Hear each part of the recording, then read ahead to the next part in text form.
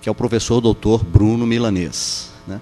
O Bruno é atualmente professor do Departamento de Engenharia de Produção Mecânica e do Programa de Pós-Graduação em Geografia da Universidade Federal de Juiz de Fora. Uma salva de palmas para o Bruno aí.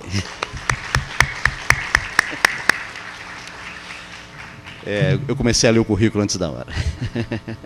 Então, repetindo, ele é professor do Departamento de Engenharia de Produção e Mecânica do Programa de Pós-Graduação em Geografia da Universidade Federal de Juiz de Fora, né? Ele tem doutorado em Política Ambiental pela Lincoln University, ou Lincoln Universidade, na Nova Zelândia. Tem mestrado em Engenharia Urbana aqui na UFSCar, e fez graduação em Engenharia de Produção na UFRJ. Então, o Bruno tem uma formação aí em 3 grandes centros de atividade. E, atualmente, também ele é coordenador de um grupo de pesquisa que tem a sugestiva sigla de POEMAS, que significa Pesquisa e Extensão Política, Economia, Mineração, Ambiente e Sociedade. Então, o Bruno, a gente convidou, a motivação da presença dele aqui, que ele tem atuado, bom, ele vai falar aqui, né? Na questão de Mariana, das minerações lá de Minas Gerais, que teve, todo mundo conhece a história, né? Mas ele vai falar um pouquinho mais. Então, Bruno, uma grande satisfação passar a palavra para você, fique à vontade. Tá? Obrigado, Bernardo.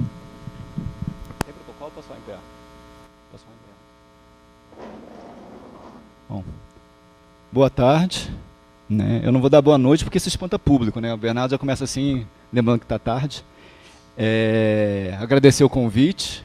Eu fico muito feliz de voltar aqui a São Carlos. Eu tive a honra de ser orientado pelo Bernardo no meu mestrado, né? Foi um grande aprendizado. Eu fico super feliz de poder voltar aqui. Como ele falou, eu coordeno POEMAS, né? É um grupo de pesquisa e extensão muito mais voltado para ciências humanas e sociais, né? Nós somos 7 pesquisadores de 6 instituições. Eu, como engenheiro, temos ainda 2 geógrafos e 4 cientistas sociais, sociólogos e antropólogos, né? E aí a gente acabou se envolvendo muito na mineração nesse viés das ciências humanas, né? E das ciências sociais. Então a gente faz a pesquisa um pouco diferente. Meu doutorado é em política pública, né? Política ambiental, e eu costumo pegar mais a linha das relações institucionais entre mineradoras e Estado, né? E eu tenho também um histórico de assessoria a movimentos sociais e trabalho um pouco em conflitos e mineração. Bom, quando o Bernardo me convidou, eu fiquei meio em dúvida de como trazer esse debate para cá, né? Eu sou do Rio, o sotaque vai me entregar logo, né? Já tinha gente apostando de onde é que ele é, né? Sou carioca, lá da Zona Sul mesmo, em Botafogo.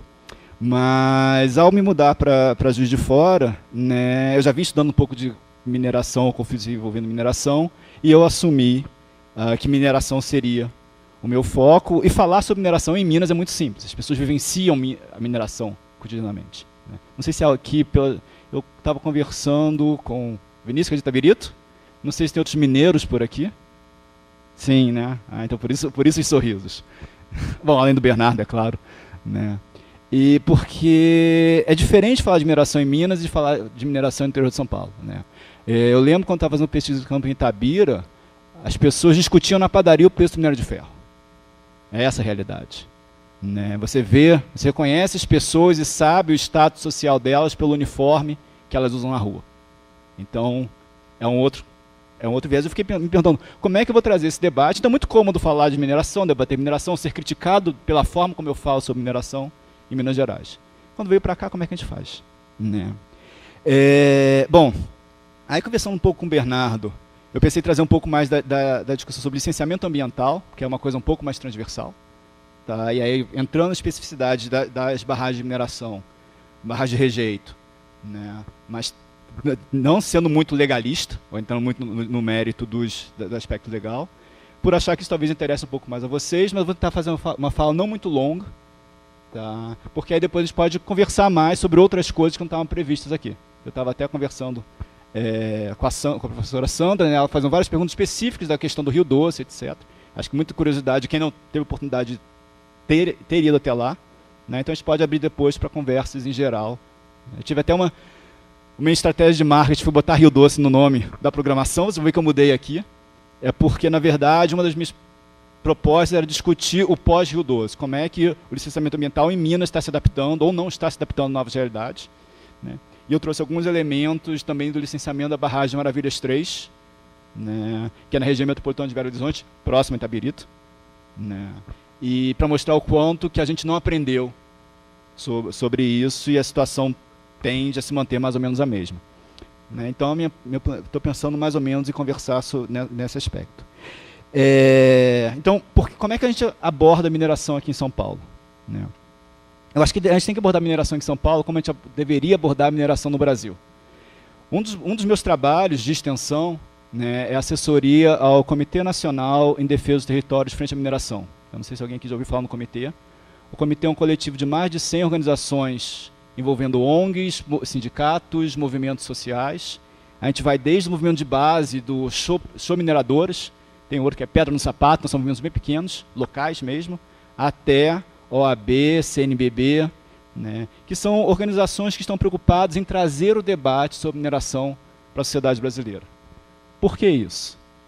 Simplesmente porque o Brasil é o maior país minerador da América Latina. O maior exportador. O Brasil sozinho exporta mais minério do que toda a América Latina junta. Quando a gente fala em país minerador, a gente pensa o Peru, a Bolívia, o Chile com cobre. Não, o Brasil é o maior exportador de minério da América Latina e o segundo maior exportador de minério do mundo. O Brasil ele é um país minerador e, como alguns colegas meus vão falar, o Brasil é um país minerado. Né? Só que a mineração não está acontecendo aqui, parece que ela está lá longe. Né? Talvez não tão longe de quem mora em Itabirito. Né? Mas, na verdade, ela atinge a vida de muita gente. Né? E é importante que nós, ao pensarmos o nosso país, e ao pensar mesmo no nosso entorno, né, tenhamos isso em mente. É interessante, acho que a ideia, a tragédia que aconteceu em Mariana e no Rio Doce, eu estava conversando com um colega meu da geografia, ele disse, foi a primeira vez que eu vi as pessoas, assim, foi a melhor, ou a pior, né, aula de bacia hidrográfica que alguém poderia ter. Né? Quando alguém que está lá em Colatina descobre que pode ser impactado por um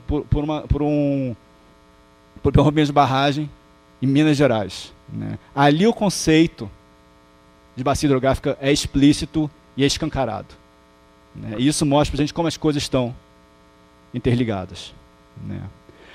Além disso, né, também uma coisa interessante de falar, e quando eu comecei a mineração, ela acontece, mesmo que ela aconteça perto, ela não é muito exposta. A barragem de rejeito, tirando obviamente os casos de Minas Gerais, ou da região do quadrilátero. Né? Antes do rompimento da barragem de Fundão, né, eu já vinha trabalhando com mineração desde 2007, na verdade. Eu nunca tinha lido ou escrito uma linha sobre barragem de rejeito. Era uma coisa totalmente que eu ignorava. Porque todo o conflito estava em torno da cava, em torno da logística. Né? Mas porque a barragem, se a gente eu tenho um colega, ele fez a seguinte pergunta: quando que a gente começou a entender a barragem como problema? Porque a barragem era para ser solução. Durante muitos anos, barragem de rejeito não tinha estudo de impacto ambiental, porque ela era a solução para um outro impacto ambiental, que era jogar o rejeito dentro do rio. Então, como ela era uma solução tecnológica, não precisa de estudos. Vamos fazer. É muito recente pensar na barragem como uma obra de engenharia que necessita de licenciamento ambiental. E as barragens são meio escondidas também, mas vou pular um pouco, se for, adianta estar aqui. Eu trouxe isso aqui para mostrar como as barragens estão próximas. Tá? Aqui, não só a barragem de mineração, mas inclui também a barragem de mineração. Tá? São dados da ANA. E a gente vai ver aqui. São Paulo, que tem um bocado de barragem. Por aqui também. Barragens de água, em sua maioria. Né? Mas barragens de mineração também. Né? E essas são só as de alto potencial. Né? É importante frisar que a ANA tem uma outra categorização, que são as barragens em risco. Ela tem toda uma análise sobre a situação da barragem, a operação, etc. Eu não gosto muito desse conceito de barragem de alto risco, porque os rompimentos recentes têm acontecido, eu vou falar especificamente de Itabirito, 2014, e Mariana, 2015, o conceito de barragem de alto risco é furado. Porque as duas barragens, nos anos em que elas romperam, foram classificadas como estáveis. Então, a gente tem um problema, inclusive, no monitoramento e no estudo, na avaliação que se faz sobre o risco envolvendo essas barragens. Bom, entrando então um pouco na questão do licenciamento, tá? Eu vou começar, se eu voltar aqui. Falar rapidamente para vocês de como é que funciona em Minas, é um pouquinho diferente da realidade de São Paulo, só para localizar com algumas nomenclaturas. Falar do licenciamento de fundão, falar de Maravilhas 3. Eu acho que se eu falar de monitoramento vai ficar muito longo, vou pular essa parte. E a gente abre as considerações. Mineração em Minas, ou desculpa, licenciamento em Minas, em teoria segue os ritos tradicionais, licença prévia, instalação e operação. Acho que aqui todo mundo familiarizado com o licenciamento, minimamente. Alguém tem dúvida sobre esses conceitos? LP, LI, LO, eu posso? Pode ir? Tá ok. Tá. A diferença grande em relação a São Paulo e o resto do Brasil é que, são duas, na verdade. Numa, em Minas Gerais, quem dá a licença são os conselhos, não são os órgãos técnicos. Tá? Então, os órgãos técnicos seriam o Instituto Estadual de Florestas, a FEAM, que é a Fundação Estadual de Meio Ambiente, e o IGAM, que é o Instituto das Águas, prepara pareceres e o conselho, né, faz a licença em si. Então, essa é a primeira diferença. E uma segunda, que é um pouco mais recente, né, é que houve uma regionalização do licenciamento. Então, o Copan, ao invés de existir um conselho único em BH, foi feito zoneamento de Minas, Zona da Mata, Triângulo Mineiro, Sul de Minas, e cada um deles tem o seu Copanzinho, que a gente vai chamar de ORC. Eu tenho que falar isso para vocês, eu sei que esses nomes são meio chatos, né? Mas é porque eu vou fazer referência a essas siglas, só para vocês se familiarizarem um pouco. Tá? E os órgãos ambientais em si, né, eles formam as superintendências regionais de meio ambiente, que ao invés de fazerem 3 pareceres, faz um parecer único e entrega para a sua ORC. Já tem gente bocejando. É hora de eu começar a agilizar. Né? Então, basicamente, é isso. A gente tem uma questão política em Minas que reproduz, de certa forma, que a gente já vem percebendo no Brasil, né, que é a total cooptação e controle dos políticos eleitos, baseado no sistema de financiamento de campanha. Né? Então, tanto o Pimentel recebeu grossos valores, importantes valores das mineradoras, aqui a gente só levantou da Vale, né, mas não foi pouco dinheiro. Dentro da Assembleia, 18 dos deputados estaduais, né, que integram a Comissão Extraordinária de Barragens, foram financiados pelas mineradoras, 9 na Comissão de Minas e Energia, 7 na Comissão de Meio Ambiente. Então já mostra um pouco do quanto que isso, o grau de influência que empresas mineradoras têm em Minas Gerais. Tá? Isso talvez Minas seja o caso mais explícito, mas Pará não deve ser muito diferente.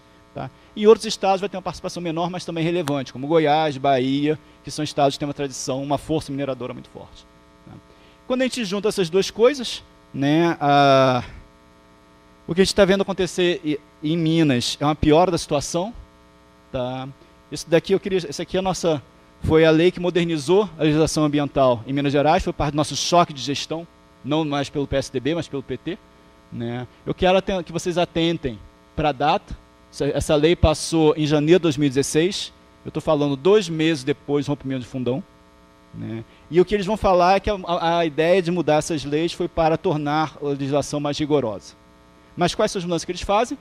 Simplesmente agora, o licenciamento poderia ser trifásico, na prática ele vai ser bifásico ou monofásico. A empresa pode pedir ao mesmo tempo LP, LI, ou LI, LO, ou mesmo LP, LI, LO.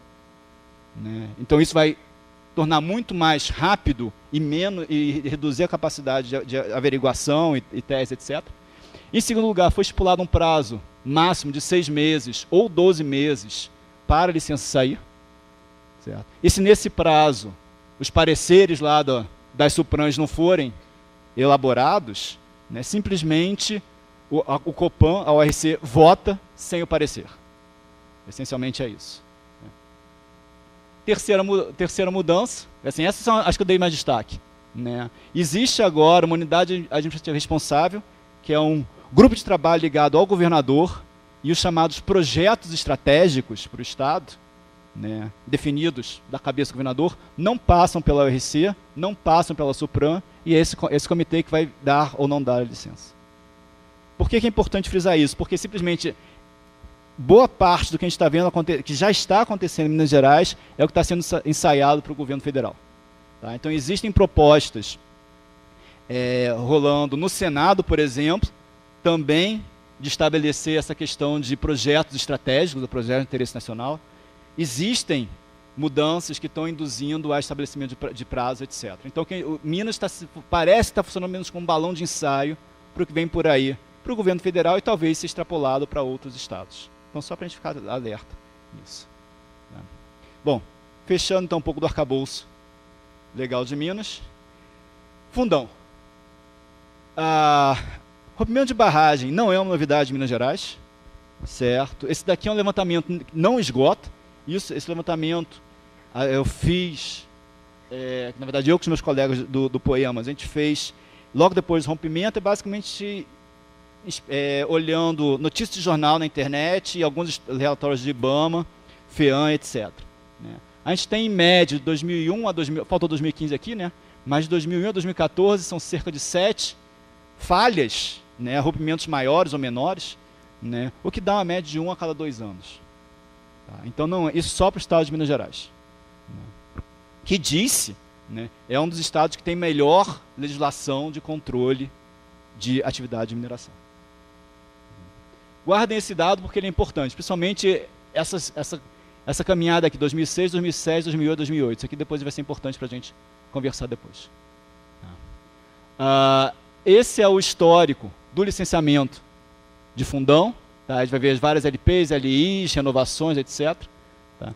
Mas o que é interessante para a gente, a partir daqui, olhar, é esse outro, que é a relação entre o processo de licenciamento e operação da barragem e o preço do minério de ferro. Por que isso aqui é importante? Isso daí, eu não vou entrar muito no mérito disso aqui agora, tá? Essa é outra parte da pesquisa que a gente fez, né? Mas, essencialmente, o que a gente vivenciou no mundo nesse período 2002, 2011, foi chamado, alguns chamam de super ciclo das commodities, ou boom das commodities, né? Que foi uma elevação fora de qualquer série histórica, tá, em relação ao preço das commodities, particularmente de minério de ferro.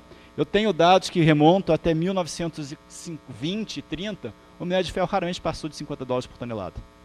Você falar em $155 por tonelada, nunca tinha sido visto antes. E isso fez o quê? Fez uma corrida pelo minério de ferro.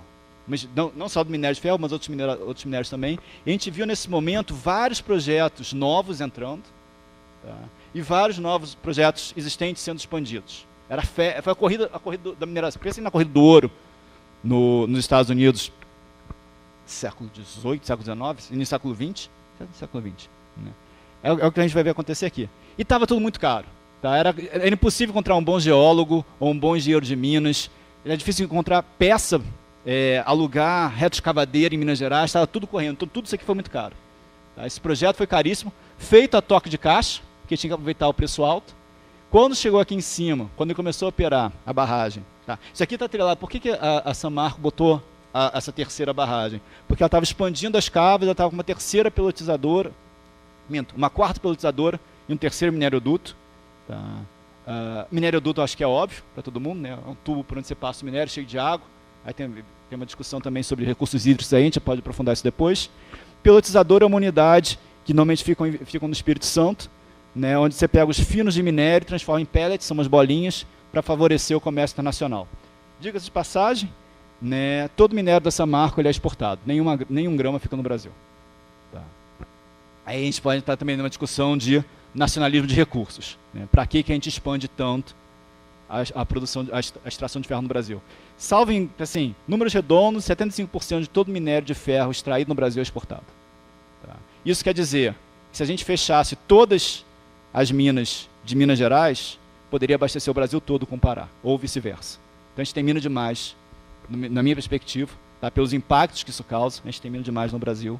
Daí a gente tem que discutir um pouco isso também. Para que a gente extrai tanto e continua expandindo? A gente pode conectar isso com a discussão da renca, né? Que acho que alguns acompanharam aí, de tentar abrir novas áreas para mineração na região do Amapá e norte do Pará. Então eu vou fazendo links assim só para instigar vocês a ficarem até o final da palestra. Mostrar quantas coisas a gente pode conversar, né, a partir de um gráfico como esse. Né? E o que acontece? Então, a expansão, toda expansão, expande cavas, novo mineroduto, nova pelletizadora, como é que a Samarco faz? Se endivida, pega dinheiro no banco, e o preço do minério cai, e ela tem que depois enxugar custos. Como é que se enxuga custos? Padrão, esse não vai ser o crime da Samarco, né? Mas a gente vai ver isso em todas as empresas, manutenção, segurança do trabalhador, fiscalização, monitoramento, tudo isso, o que não é urgente vai sendo postergado. E é nesse contexto exatamente que rompe barragem. Então tem uma relação aqui, economia, comportamento de empresas, tá? E tem uma relação aqui também importante que esse sobe e desce de preço de minério é estrutural da economia mineral. Né? Então, é de esperar que isso aconteça algumas vezes. Alguma dúvida sobre o gráfico? Estou vendo o pessoal apontando.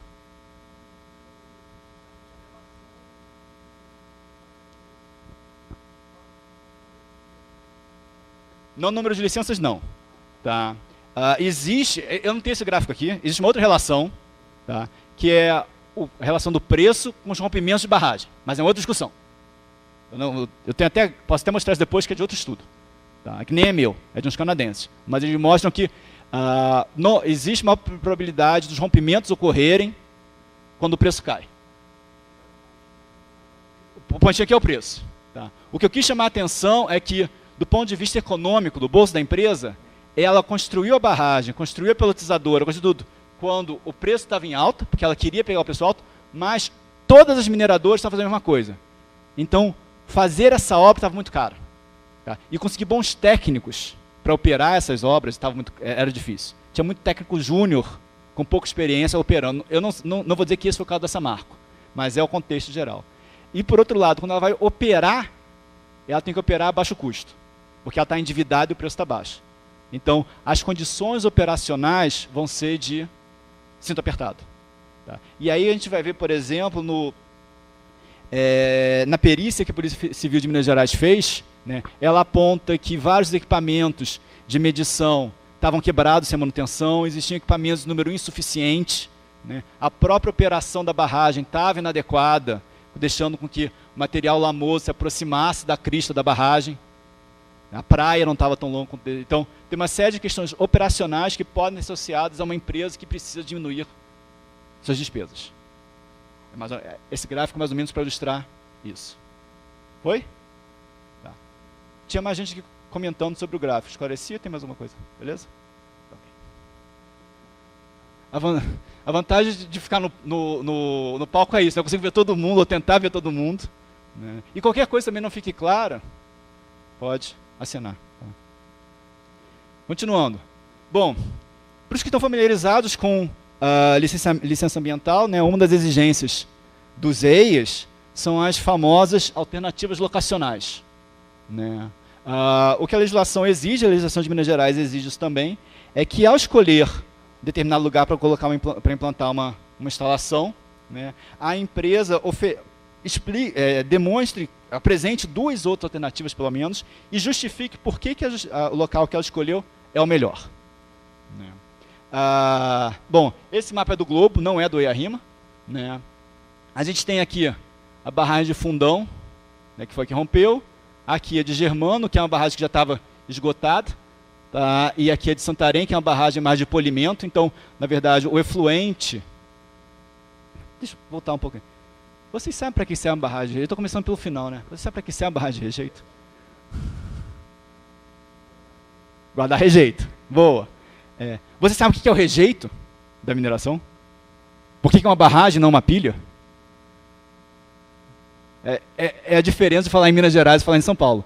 Né? Vamos lá. Mineração 1.0 aqui. Né?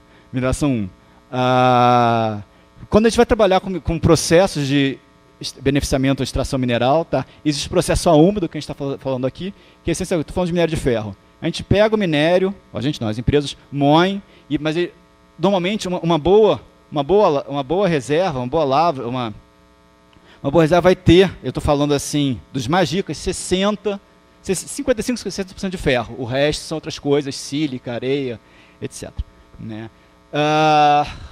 Minas mais ou menos Tá? Vão ficar em torno de 40% a 50%, meio a meio. Para separar isso, normalmente é por densidade. Então, as mineradoras moem isso, misturam com água e outros produtos químicos para exatamente tornar, conseguir diferenciar mais claramente a densidade do minério e aglutinar a sílica, a silt, etc. E transforma tudo numa lama, e por densidade o minério de ferro, que é mais pesado, desce, e o sobrenadante é descartado. É esse sobrenadante, que é uma lama bem líquida, que é o nosso rejeito. Tá? Depois vai passar por o minério se passa por adensadores e tudo mais. Mas ali tem muita água e material particulado. Então vai para a barragem, que é essencialmente a barragem de decantação. Né? Essa lama, essa areia vão decantar na barragem, e o sobrenadante normalmente é recirculado. Eu recupero aquela água para usar de novo no processo. Essencialmente é isso. O que Santarém fazia era pegar esse rejeito daqui, né, o sobrenadante da barragem, polir, quer dizer, deixar decantar um pouco mais aqui embaixo, e depois recirculava a água lá para a unidade de beneficiamento. E aqui ficava Bento Rodrigues. Bom, esse é o mapa, essa fotinha do globo, né? Esse é o mapa do EIA. Parênteses aqui. Tá? Eu não sei que raio que esses caras cobram tanto para fazer um EIA e depois fazer um mapa feio desse que não vai ver porcaria nenhuma. Né? Mas meus amigos geógrafos morrem de raiva disso. Fazer um EIA muito melhor pela metade do preço. Mas, essencialmente, coisa importante para a gente levar em consideração aqui. Nesse mapa do EIA, que fala da alternativa locacional, notem que Bento Rodrigues sumiu. Na verdade, Bento estaria aqui embaixo, ele foi simplesmente cortado da figura. E essas são as alternativas que a gente tem. Vai ter aqui Germano, vocês viram aqui, né? Germano, né? Santarém, e a proposta era construir Fundão aqui. E a São Marcos tem que colocar alternativas locacionais. Uma seria no Córrego Natividade, aqui em azul, e a outra é em Brumado. E qual que é a justificativa que eles dão para escolher Fundão? Eles vão dizer que Natividade é uma área de sítio arqueológico e é também compensação ambiental da empresa. Então aqui é um mau local. Né? Assim, por que eles escolheram a área de compensação para sugerir como barragem de rejeito? Eu não consigo dizer por quê. Se eu fosse adivinhar, né, eu diria porque eles não querem que seja. Porque eles já escolheram lugar que não pode. Né? Mas justifico que isso não é possível. Mas vamos lá, tudo bem. Tem sítio arqueológico, é importante manter Natividade sem barragem. Brumado, eles vão dizer que Brumado é um ótimo local para fazer uma barragem. Só que não vão fazer agora, porque Brumado é a próxima barragem. Essa é a justificativa. Qual que é a solução, então, ideal? Né? É exatamente construir Fundão, porque Fundão, essencialmente, você aproveita já o sistema de recirculação entre Germano e Santarém, então fica mais barato recircular a água. E dois, como o córrego de Fundão e Germano, o córrego de Santarém, desculpa, já recebe rejeito, ele é um córrego já impactado, o controle ambiental é menor. As exigências ambientais são menores. Essa é a justificativa para construir essa barragem em Fundão. Entre as justificativas para escolher Fundão, eles não mencionam, por exemplo, que Fundão é a única das três alternativas, né, entre Natividade, Fundão e Brumado, que tem um efeito sinérgico e capacidade de rompimento dominó das outras três barragens. É a de maior risco. Eu estava conversando com a professora Sandra antes. Né? Quando o Fundão rompeu, aqui a barragem... eu não vou voltar não, mas naquele processo, naqueles longos processos de licenciamento lá, já estava em LP o processo de otimização de Germano com Fundão, que essa marca queria fazer aqui uma mega barragem juntando as duas. Tá. Mas é que era parede com parede. Então, quando o Fundão rompeu, desestabilizou Germano. Durante algumas semanas, ninguém sabia se Germano ia cair ou não. Tá. O fator de segurança, que era para ser mínimo de 1,5, foi a 1,3, 1,25, alguma coisa assim.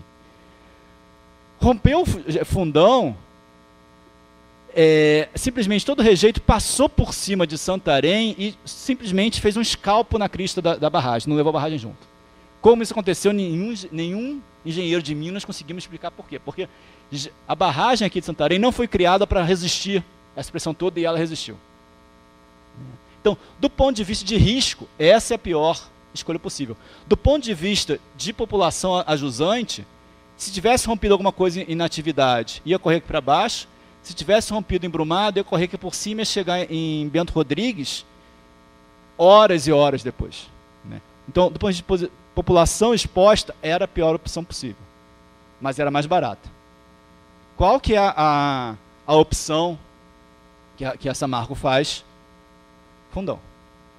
Mas qual que é a opção que os órgãos ambientais de Minas Gerais aceitam? É fundão. Ou seja, esse papo do alternativo locacional está só para cumprir tabela.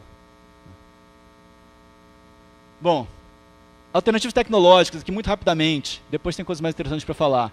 Né? Ao invés de discutir a tecnologia da barragem em si, eles vão discutir o tipo, o material da barragem, então né, o método construtivo, se vai ser a jusante, a montante, etc. Então aqui é pura encheção de linguiça. Tá? Aqui isso que eu queria mostrar para vocês também. Quando eles vão fazer sobre análise de risco, né, eles vão dizer que é improvável. Né? É importante frisar isso. O EIA é de 2005. Né? No momento de 2005, realmente a gente tinha, no passado recente, poucos rompimentos em Minas Gerais. Tá? E eles vão dizer que o risco é moderado porque ele é improvável. Né? Mas recomendo, de qualquer forma, um estudo quantitativo de modelagem. Esse estudo eu nunca localizei, não conheço ninguém que tenha visto esse estudo. O problema disso daqui, tá, é que o EIA é de 2005, a LI é de 2008. Lembrem que entre 2005 e 2008 a gente teve pelo menos 4 rompimentos de barragem em Minas Gerais. Ninguém questionou o improvável.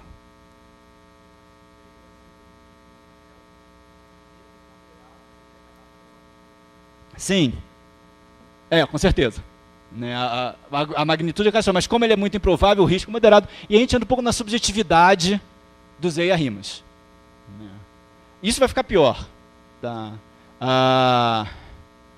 Então, depois eles exigem, né, lá em 2013, o MPF exige o plano de contingência.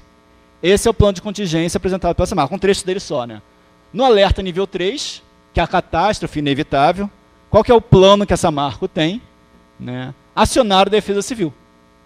Se romper, liga para a Defesa Civil e ela que se resolva. E é essa qualidade dos EIAs que são para barragem de mineração que são aprovados em Minas Gerais. Isso na legislação que ainda tinha LPL e LO. Né? Imagina agora que vai tudo numa vez só. Bom, é isso que acontece agora. Posso continuar? Tem perguntas? O ritmo está bom, estou falando rápido demais, com certeza. Eu estou preocupado com o tempo também. Está indo? Maravilhas 3. Tá, Maravilhas 3 não foi licenciada ainda, ela está só na fase de LO. Desculpa, de LP. Né? Ela está lá entre Itabirito e Nova Lima. Ela é maior do que Fundão, em termos de volume. Tá? Mudou um pouco a tecnologia, mas a gente pode discutir depois. Uma das coisas interessantes é a LP de Maravilhas 3 foi liberada em junho de 2016. Tá? Também depois do rompimento da barragem. Né? Quais são as áreas diretamente afetadas? A área ocupada, né? A área de influência direta são os condomínios, eu vou mostrar mais para vocês onde é que estão os condomínios, e a área de influência indireta é Itabirito, porque recebe os impostos, se deram bem, é só isso que acontece, só vai ganhar dinheiro, né? Impacto positivo. E os condomínios de Nova Lima. Bacia hidrográfica, como área impactada, por quê? Né? Se a lama chega, se a barragem, eu vou voltar para cá, se o rejeito de Fundão chegou no Rio Doce, será que não pararam de se perguntar aonde vai chegar o rejeito de Maravilhas 3 caso ela rompa? Bom, isso aqui foi feito por mim, tá? Então eu não sou geógrafo, aqui mas eu acho que é bem ilustrativo. Né? A gente tem aqui Maravilhas 3, se a gente seguir o caminho da bacia hidrográfica, né? Ela simplesmente vai pegar a ETA de Bela Fama, que abastece, salvo engano, tem um número no próximo slide, mas eu quero voltar para o slide anterior, 30% de Belo Horizonte. Simplesmente o que a gente viu acontecer lá em Governador Valadares, né, vai acontecer numa escala 10, N potência maior. Isso está no EIA? Não. Voltando aqui para trás, tá, só para a gente entender um pouco do belo projeto de Maravilhas 3, aqui está a barragenzinha, tá, aqui vai ser construída, aqui vai ser a área alagada. Isso daqui seria Maravilhas 2. Esses aqui são os condomínios. Tá? Daqui para cá é meia hora. a gente já vai falar um pouco disso. Tá? E aqui eu tenho ainda mais uma barragem, é uma hidrelétrica, a barragem de Codorna, que pertence à Anglo Gold Ashanti, que é uma outra mineradora, mas aqui é basicamente água. Né? Então a gente tem barragens ajusantes, comunidades ajusantes, e esse é como se não fosse trágico. Né? Parece que é o mesmo modelo, eles escolhem os piores lugares possíveis, né, para implantar as barragens, e já tem LP. Né? Então aqui só você vem de novo, aqui vai estar Maravilhas 2, aqui está a barragem de Codorna. Né? Ainda, aqui a liquefação, que foi o que causou o rompimento da barragem, é verdinho, ou seja, improvável. Né? O que a gente aprende? Parece que apagaram da cabeça das pessoas que Fundão existiu. Né? E no EIA, desculpa, isso aqui é do parecer da Supram. Tá? Os resultados indicam que a barragem Maravilhas 2, né, que está ajudante, não sofreria uma ruptura devido ao impacto gerado por uma onda cheia causada pelo colapso de barragem Maravilhas 3. Tá? O fator de segurança vai para 1,44. Desculpa. Nos dois primeiros bancos é 1,29 e o esperado é assim, os engenheiros dizem que o seguro é 1,5. Ele vai cair para 1,29, mas não vai cair. Quer dizer, o que vai cair vai ser o que vai cair vai ser o fator de segurança. A barragem não cai no fator de... Então, para que existe o fator de segurança se a gente não leva a sério? Né? Se alguém faz um cálculo e diz, o seguro é 1,5. Não, dá para ser por 1,30. Vamos barganhar, vamos pechinchar. Pechinchar a barragem de nível de segurança, é isso. E outra coisa, cara, isso daqui quem está falando é a Supram. Tá? E mais, eles assumem aqui, Maravilhas 3 não vai sofrer ruptura. Né? Porém, no mesmo documento, eles dizem que não tem modelo matemático para predizer os danos no maciço. Eu não posso calcular, mas eu sei que não vai cair. É isso que o órgão ambiental diz. Então, o que eles vão fazer? Né? Então, existem os condomínios lá, 30 minutos, né? E o que eles vão fazer? Qual é o plano de emergência? Né? Comunicação com a população, sirene, né? E evacuar os pontos críticos. O que eu acho impressionante aqui, depois, acho que Fundão, de certa forma, estabelece um outro patamar. Eu faço um paralelo entre Fundão e, como eu falei, eu sou do Rio, né? E Petrópolis, Friburgo, 2014 para 2015, foi 2013 para 2014. Né? Qual que foi a grande revolução depois daquele desastre que pegou todo mundo? Vamos botar sirene nos morros. Hoje em dia, favela do Rio, tudo tem sirene, começa a chover, toca a sirene, todo mundo faz. O que vai mudar, na minha perspectiva, em termos de segurança, é vamos botar sirene em tudo que é barragem. Mais nada. As pessoas vão perder casa, tá? Podem se acidentar, a gente tem problemas de pessoas idosas morando aqui, que vão ter 30 minutos para sair. Mas a gente botou a sirene. Né? Não vai morrer ninguém, ou mesmo que se salve, não vai morrer ninguém. Mas todo prejuízo, as pessoas sem água, isso não conta. Né? Ainda, o que aparece no plano de emergência? Né? Então, como eu comentei com vocês, tem lá outra barragem da Anglo Gold. Né? E o que eles vão fazer? Se romper, vão avisar a Anglo Gold, rompeu, aciona o seu plano de emergência. Só que eu tenho um plano de emergência para Maravilhas 3, que considera alguns milhões de metros cúbicos. Eu tenho outro plano de emergência para Codorna, que tem outros milhões, mas eu não tenho plano de emergência para os dois juntos. Ninguém negociou um plano de emergência conjunto aqui. Eles vão falar que é possível que Bela Fama fique sem água, temporariamente. Né? 2,2 milhões de pessoas temporariamente sem água. O que é temporariamente? Uma semana, um mês? 2 meses? Como é que vai funcionar isso? Está aprovado. Né? E locacional, a mesma coisa. Né? Colocar os lugares esdrúxulos ali e dizem que não vai funcionar. Né? Eles colocam, então, isso aqui é a matriz de decisão. Né? Nós, como engenheiros objetivos, vamos fazer uma matriz de apoio à decisão. Quais são os critérios antrópicos? Ocupação do solo, interferência urbano-funcional, acesso e arqueologia. Por que comunidade ajusante não é um critério na matriz de decisão? Por que outras barragens ajusantes não são critério na barragem de decisão? Por que sistemas abastecidos de água não são critérios na matriz de barragem de decisão? Se eu escolho quais são os meus critérios, é lógico que eu escolho qual é a solução. E isso está aprovado.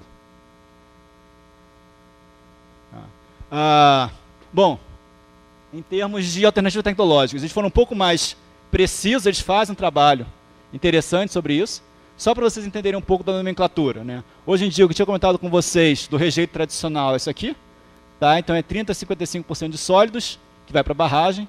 Existem tecnologias para se fazer o chamado rejeito espessado, rejeito em pasta, rejeito filtrado, né? Aqui é mais da energia, da tecnologia que se usa para tirar o excesso de água, e no limite, isso daqui você não precisa de barragem, se empilha, né? Ele é muito mais estável, você pode fazer pilhas e ele não vai escorregar, porque o teor de água é muito mais baixo, né?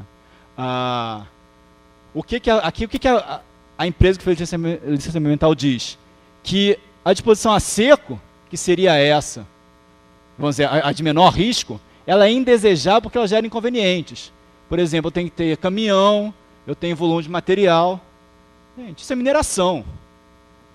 Qual que é o problema de ter caminhão e volume de material? A mineração vive de caminhão e movimento de material. Dizer que isso é inconveniente e justificar que a tecnologia não é apropriada porque ela vai precisar de mais caminhões, né?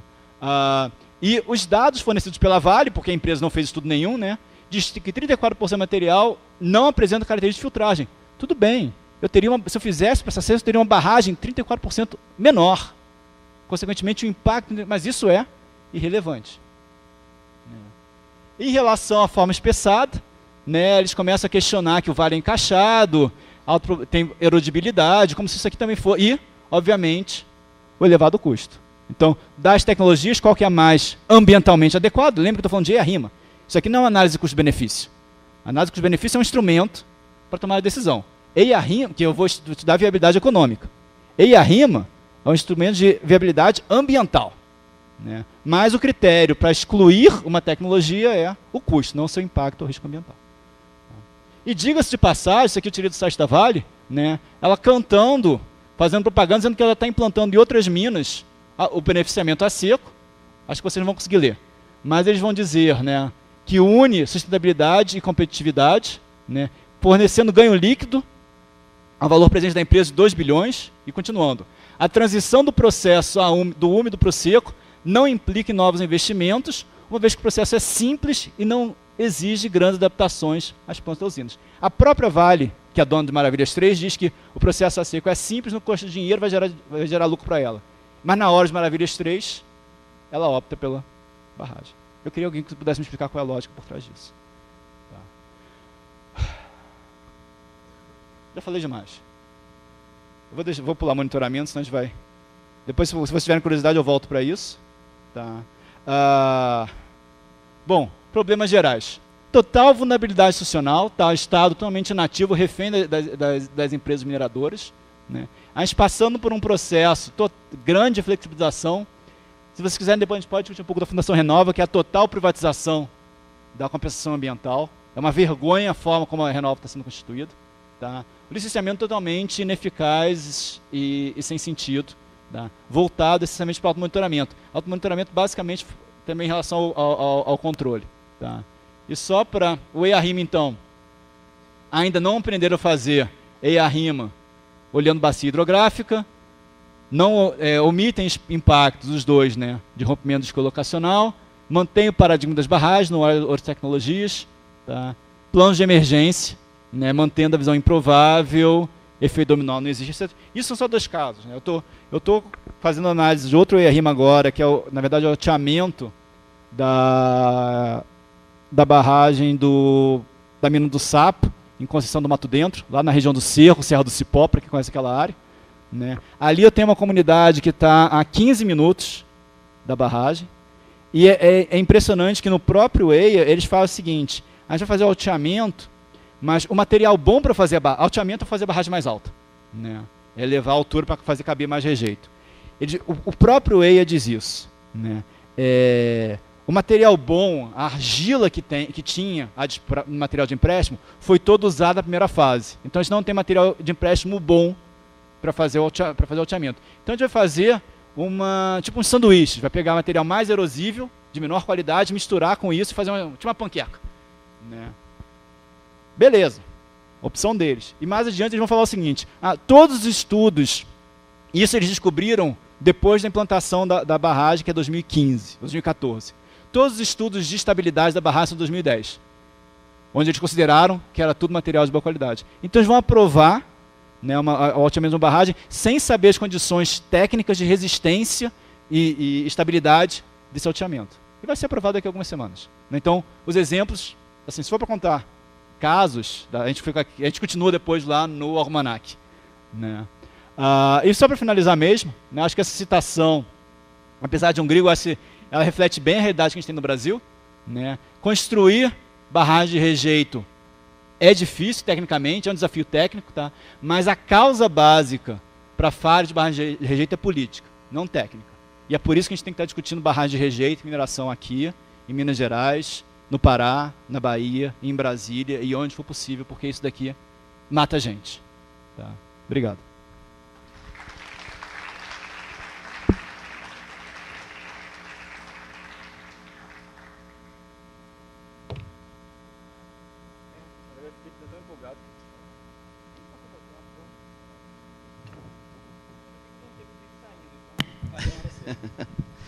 Pessoal, então, te agradeço, Bruno, e abre aí palavra para quem tiver dúvidas, comentários. Começar pelos mineiros aí, cadê? Tem um microfone que vai lá.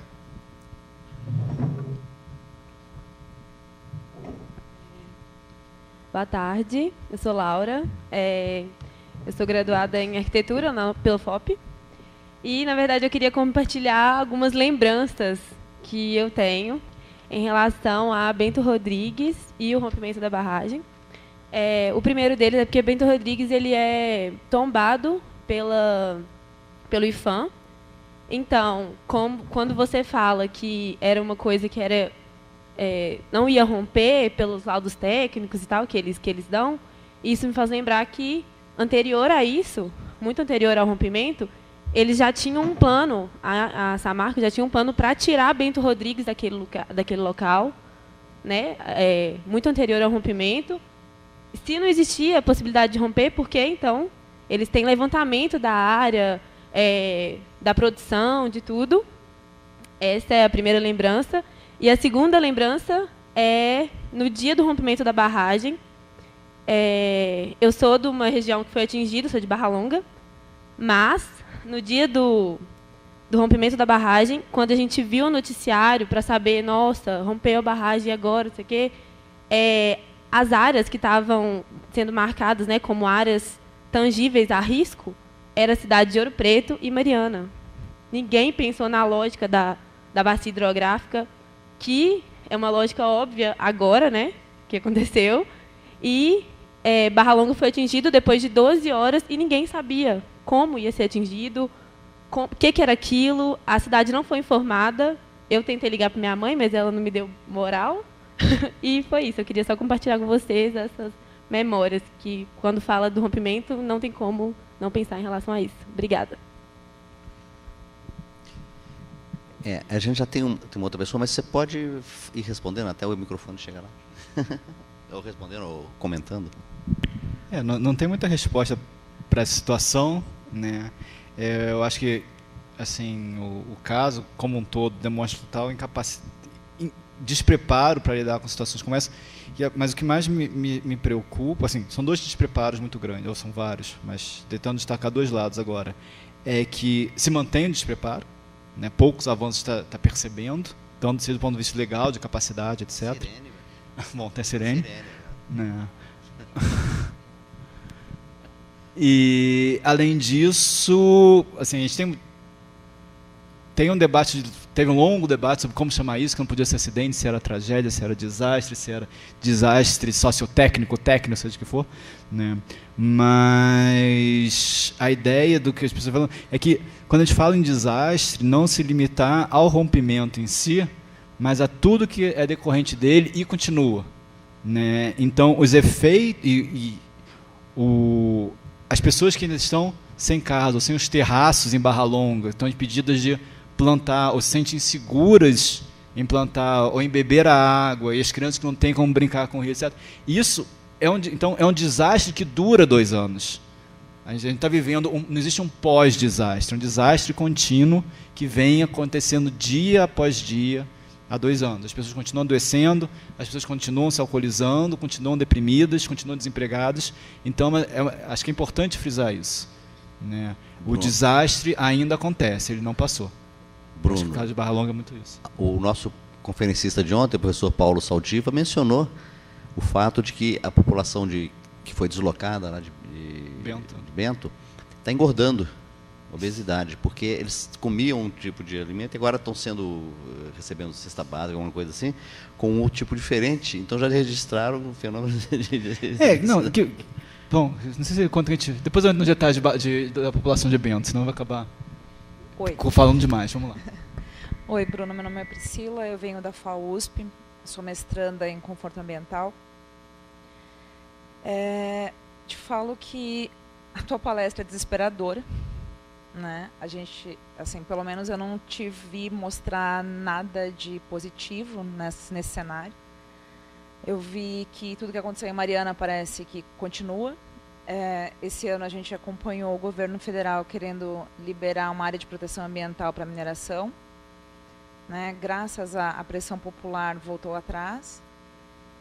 E a minha pergunta, e eu acho que talvez seja de muita gente aqui, existe alguma esperança para a gente? Porque a gente só vê os mesmos erros se repetindo, os mesmos erros, a gente não aprende com o que a gente faz de errado. Então, assim, por favor, dá uma esperança para a gente, porque assim, eu estou um pouco deprimida depois da sua apresentação, de verdade. Eu tenho que responder essa agora, essa eu não vou fazer em bloco não, essa eu tenho que responder aqui. Por quê? Paulo, você tem... bom, fala aí.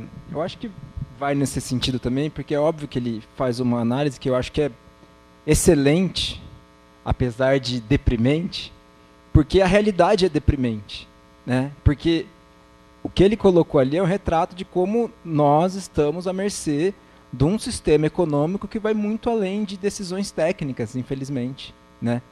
E aí eu queria que você fizesse um comentário sobre uma coisa que você falou en passant, sobre como o Brasil produz muito mais minério do que precisaria, né? Por quê? Porque acho que essa é a lógica de fundo, né?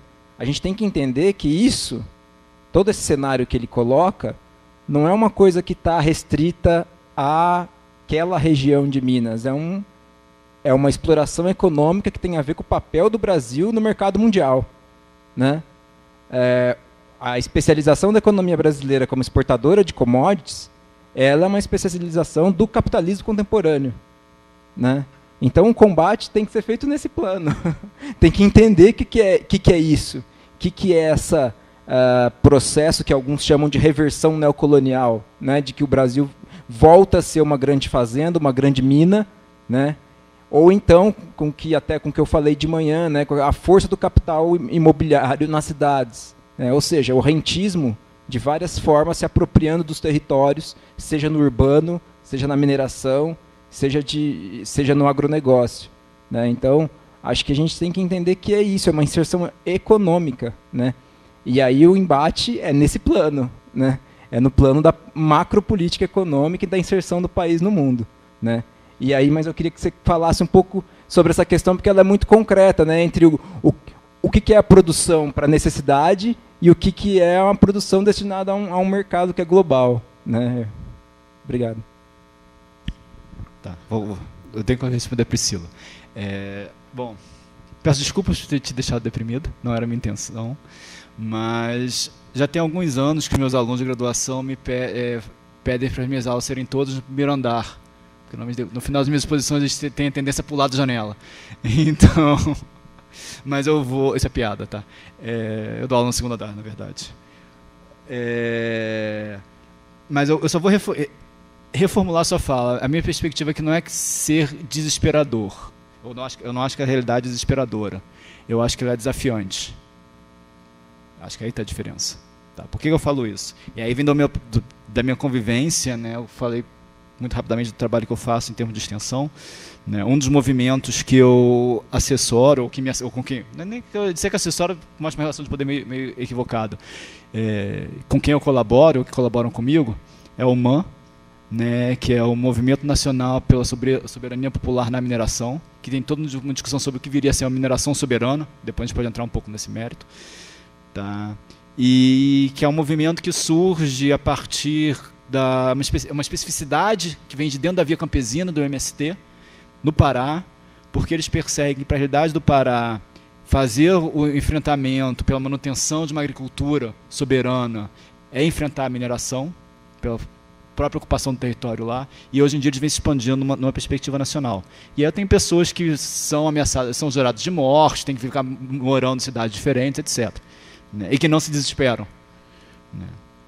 Mas o que eles colocam, uma das frases, o Charles Trocati, que é ele na verdade ele é um poeta mesmo, né, é um dos coordenadores do movimento. Eu lembro de uma das falas dele, nessa linha desesperadora, ele fecha dizendo que, bom, no limite, a gente morre na contramão atrapalhando o trânsito. Tá? Então não é a perspectiva de não saber se... Eu acho que a gente não tem alternativa a não ser resistir e tentar mudar a realidade. Então acho que a gente não vê essa situação muito difícil e deixar que ela nos leve à inércia, mas ver isso como sendo um motivador para a luta. E um motivador exatamente para a movimentação e para o embate em todas as esferas, que seja político dentro de sala de aula, quando eu converso com meus alunos, seja em Brasília, seja no espaço da universidade, seja no dia a dia, seja o que for.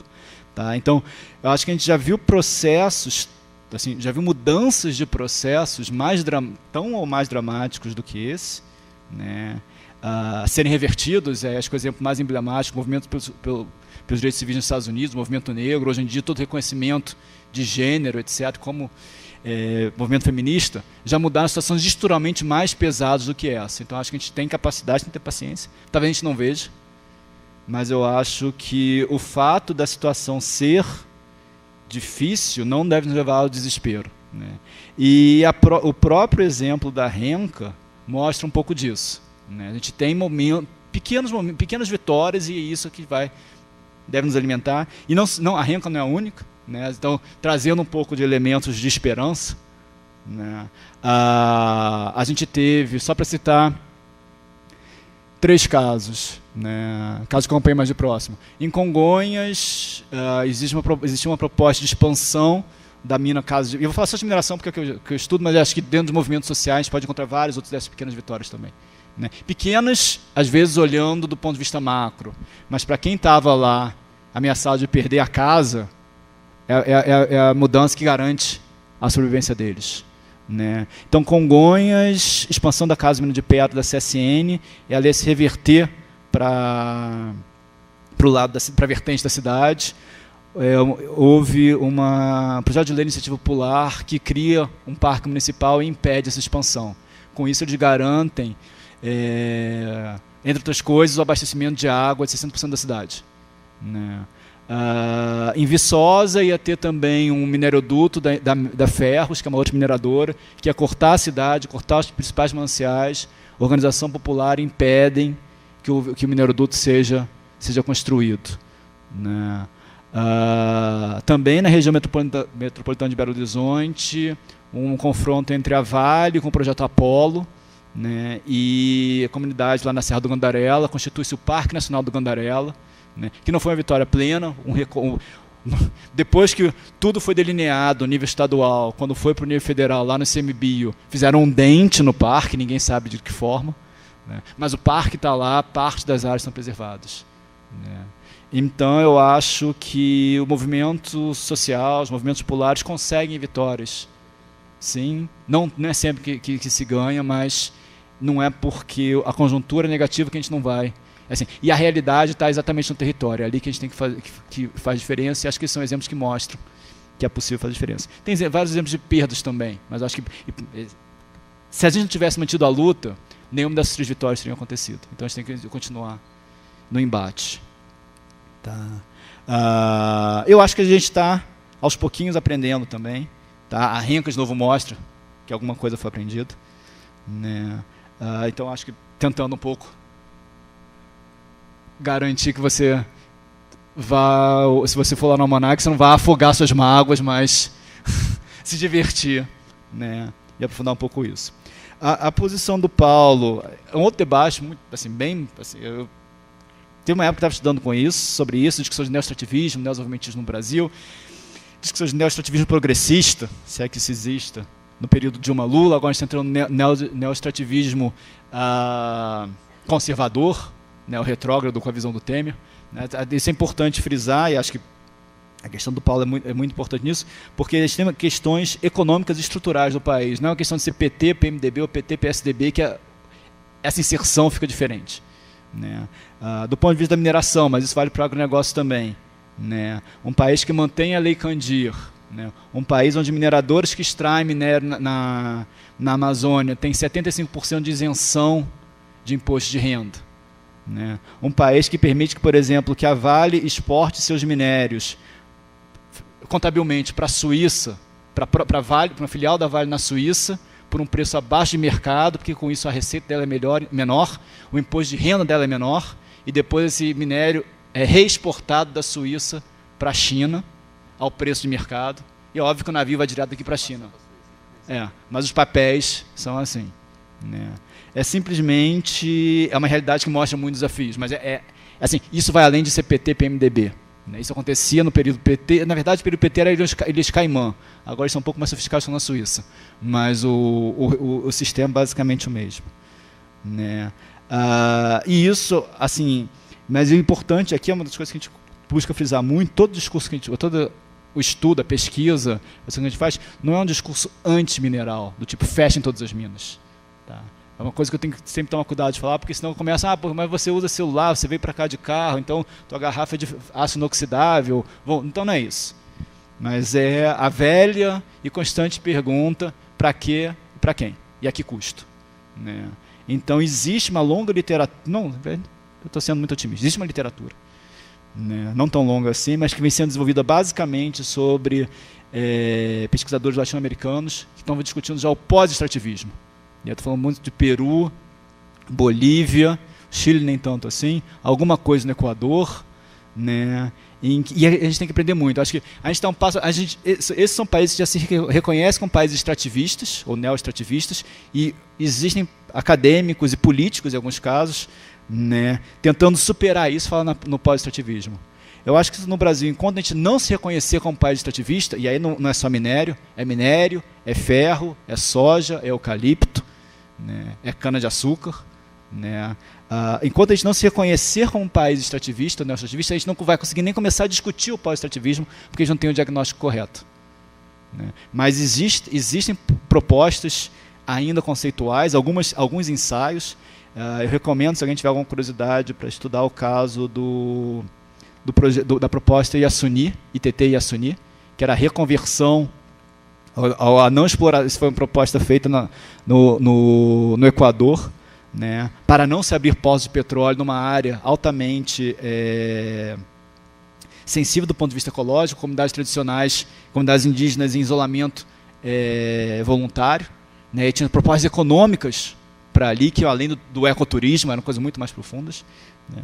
A gente tem países como Costa Rica, e Honduras, não é Honduras, é um outro país, agora me faltou a memória, na América Central, onde a grande mineração a céu aberto metálica foi proibida, né, não se pode mais fazer. Né. Então, tem como sair, mas não propõe isso para o Brasil, mas tem que rediscutir isso. Né. E tem que efetivamente discutir isso do ponto de vista social entre nós e como isso se reverbera no nível institucional político. E acho que esses exemplos que eu dei dessas cidades, se em algum momento que a população via seus representantes, seja a prefeitura, seja o MMA, disseram não, aqui a mineração não vai ter prioridade sobre os outros usos do território. E a gente tem que pensar isso, acho que começa localmente, que é onde as pessoas sentem os impactos, mas tem que passar também, e aí a gente ganha a escala para o nível federal. Né? Mas, e aí envolve, entre outras coisas, discutir incentivo fiscal, relação política à empresa, financiamento de campanha. O oficial, pelo menos, parece estar minimamente equacionado agora. Né? A gente não sabe como fazer agora controle de caixa 2, mas isso é uma outra discussão. Né? Mas é óbvio que as empresas são muito mais sofisticadas. Né? Então, posso falar mais um pouquinho? Não sei se... Só para dar um outro caso. Não vou falar, senão a Laura vai ficar deprimida de novo. Eu paro aqui e abro para outras perguntas.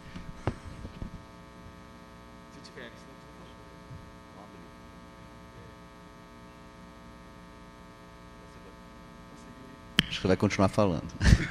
A gente ainda tem mais uns minutinhos, né? Então vamos aproveitar aqui, por favor. Não.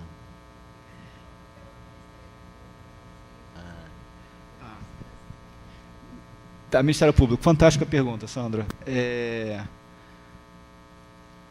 Assim, tem aquele dizer, né, que de perto ninguém é bonito.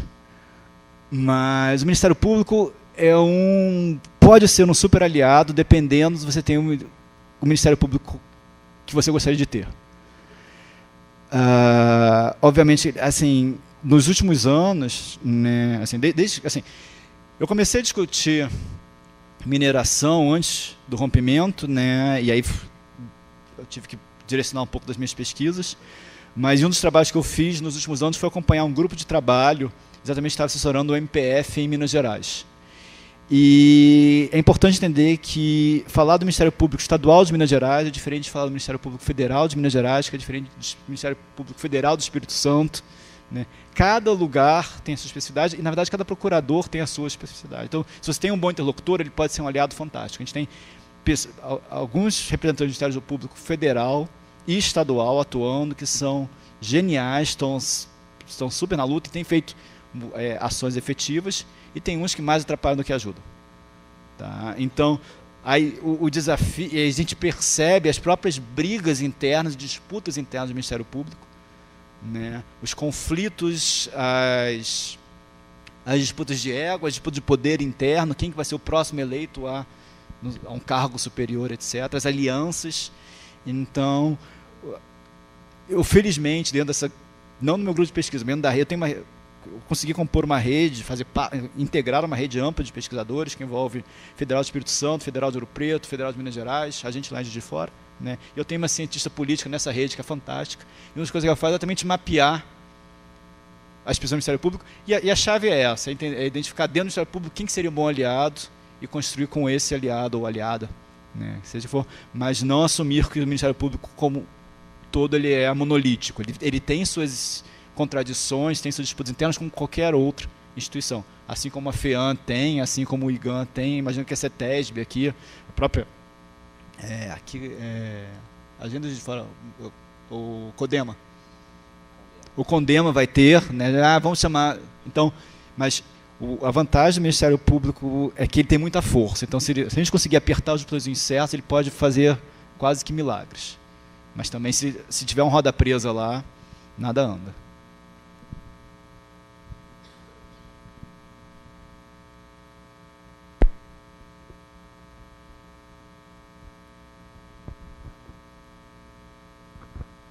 Boa tarde, meu nome é André, eu sou aluno de mestrado da UFRJ em Engenharia de Transporte e queria pegar o gancho político só para fazer uma observação aqui, que na palestra do engenheiro Pedro do CREA, Pedro Carvalho, ele comentou assim que ele falou sobre acessibilidade.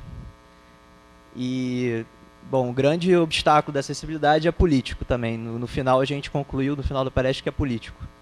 Que também é político aqui, as palestras também e os congressos de engenharia urbana e de urbanismo, também concluímos que tudo é político. E eu venho trazer essa palavra aqui para a gente observar que ele fez essa observação no final, que a gente não tem a bancada de engenheiros no congresso. Tem bancada ruralista, tem bancada evangélica, tem bancada da bala, e não tem engenheiros lá, né? A gente precisava fazer um movimento assim da engenharia nacional nesse sentido. E eu destaco para o ano que vem, né? Que vai ter eleição que vai renovar o Congresso ou não. E acho que cada um de nós tem o dever de estudar sobre política, sobre os políticos que aí estão ou os que querem vir. E acho que o jeito mais eficiente de conseguir mudar alguma coisa, além desse trabalho de formiguinha que a gente tenta fazer, cada um no seu local, é também elegendo pessoas éticas e que tenham um embasamento teórico que poderiam, né, cuidar dessas desgraças aí que a gente tem visto. É isso. Estudemos política e os assuntos da sociedade, que é muito importante. Eu acho que a gente nesse momento de crise, acho que a gente precisa se atentar mais a isso, né? Obrigado. Só queria fazer um comentário aqui em cima da fala do André, que acho que é bem pertinente. Bom, eu particularmente eu sou o mais anticorporativista possível, eu nunca tive um CREA. Mas sem entrar nesse mérito, eu acho que o CREA tem seu papel e é muito importante, mas eu não me identifico muito com... Talvez pela minha trajetória, eu me identifico muito com a engenharia. Né? Mas eu fiz exatamente isso, eu saí da engenharia para fazer... Meu doutorado foi em política ambiental. Né? Mas curiosamente, mas eu vou pegar bem o final da sua fala. Né? Por coincidência ou não, ontem eu estava dando parecer num projeto de pesquisa, né, que o título era nem técnico nem político, a complexidade do licenciamento ambiental. E eu simplesmente não aceitei esse título, porque eu acho que é técnico e é político. E eu acho que a gente precisa reconhecer, e acho que era um projeto de pesquisa em engenharia, e eu acho que a gente precisa reconhecer dentro da engenharia que o que a gente faz é político também. E a gente precisa entender a política da engenharia. Né? A gente tem que se entender como agentes políticos, né, nas diferentes esferas, né, e atuar como agentes políticos e não se isentar isso é técnico, é objetivo, eu sou imparcial. Não, nós somos subjetivos, pessoas e políticos. E acho que acho que a engenharia como um todo, e acho que a formação da engenharia, o pessoal que trabalha com educação e engenharia, tem que trazer esses elementos para nós termos engenheiros como agentes políticos mais críticos e mais compreendendo melhor a sua função como engenheiros, cidadãos, etc. Eu acho que isso é muito importante. Eu acho que tua colocação muito, muito, muito forte nesse aspecto. Eu te agradeço pela fala.